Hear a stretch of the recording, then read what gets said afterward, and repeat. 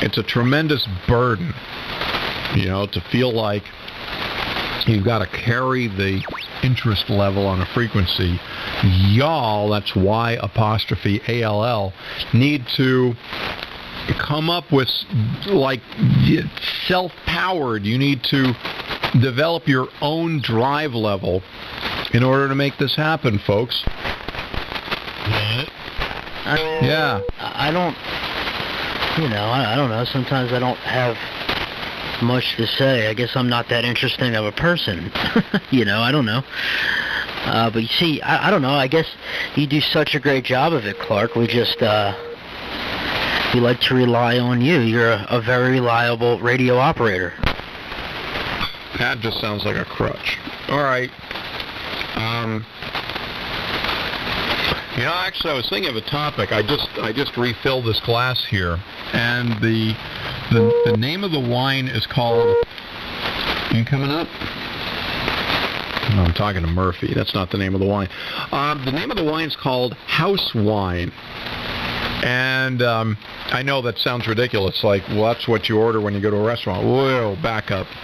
So, a couple of falls ago, autumn if you prefer, I'm in upstate New York at this resort. Well, this resort area. We're staying at this resort, but we went out to this restaurant, and the waiter, you know, was taking our drink around, and I said, well, you know, I'll have your house Cabernet. And he said, oh, the house wine? It's like, yeah. So he brings that, and I'm like, oh, this is really good. What is this? He goes, house wine. I'm like, yeah, what, you know, what's the label? Because I'd be willing to look for this. He goes, it's house wine. I'm like, come on now. Don't be obnoxious. You haven't been tipped yet. So, you know, your gratuity is riding on this. And he goes, I'll bring the bottle out.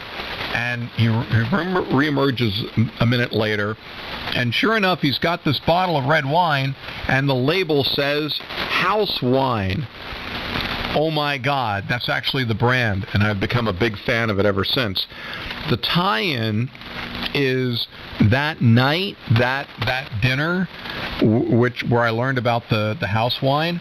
That was also the night of the hot tub bubble monster disaster. See that? My stories all do tie together. N1BCG. Oh man, that's honestly one of the, for me anyway, one of the most memorable stories I've heard on here so far. It's the bubble bath story. I'm not a wine drinker, man. I just, I'm not an alcohol drinker anymore anyway. I don't drink at all. I'll have a beer, you know, if I'm out at dinner or, you know, or a special occasion. But when I was younger and I was in my early to mid 20s and, you know, high school, late teens, I was a heavy drinker, heavy partier. Man, I was drinking every opportunity I could, and I was getting smashed. But I always got so hungover, and it's still that way now. I can never stomach liquor. I still can't stomach liquor, and I always get hungover, whether it's a half a beer or a six-pack.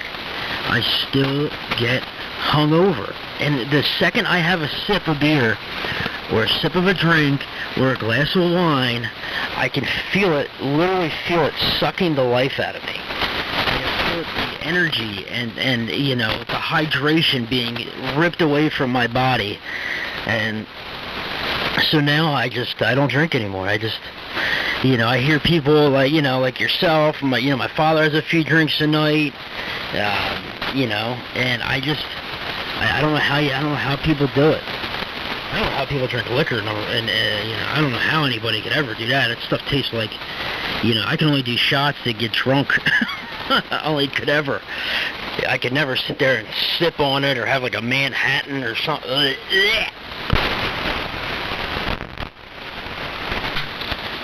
Well,